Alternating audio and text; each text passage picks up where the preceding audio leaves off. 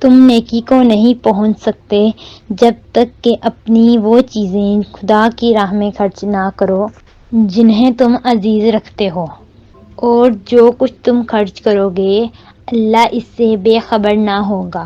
کھانے کی یہ ساری چیزیں جو شریعت محمدی میں حلال ہیں، بنی اسرائیل کے لیے بھی حلال تھیں، البتہ بعض چیزیں ایسی تھیں جنہیں تورات کے نازل کیے جانے سے پہلے اسرائیل حضرت یعقوب نے خود اپنے اوپر حرام کر لیا تھا۔ ان سے کہو اگر تم اپنے تراز میں سچے ہو تو لاؤ تورات اور پیش کرو اس کی کوئی عبارت۔ اس کے بعد بھی جو لوگ اپنی جھوٹی گڑھی ہوئی باتیں اللہ کی طرف منسوب کرتے رہیں وہی درحقیقت ظالم ہیں۔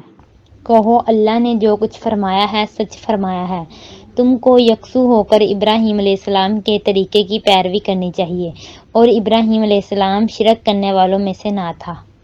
بے شک سب سے پہلی عبادت گاہ جو انسانوں کے لیے تعمیر ہوئی وہ وہی ہے جو مکہ میں واقع ہے۔ اس کو خیر و برکت دی گئی تھی، تمام جہان والوں کے لیے مرکز ہدایت بنایا گیا تھا، اس میں کھلی ہوئی نشانیاں ہیں۔ ابراہیم علیہ السلام کا مقام عبادت ہے، اور اس کا حال یہ ہے کہ جو اس میں داخل ہوا مامون ہو گیا۔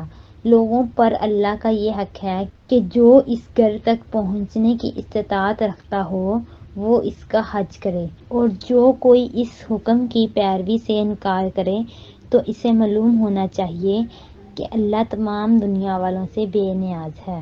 کہو اے اہل کتاب تم کیوں اللہ کی باتیں ماننے سے انکار کرتے ہو؟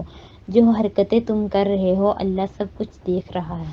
کہو اے اہل کتاب یہ تمہاری کیا روش ہے کہ جو اللہ کی بات مانتا ہے اسے بھی تم اللہ کے راستے سے روکتے ہو اور چاہتے ہو کہ وہ ٹیڑھی راہ چلے، حالانکہ تم خود اس کے راہ راست ہونے پر گواہ ہو۔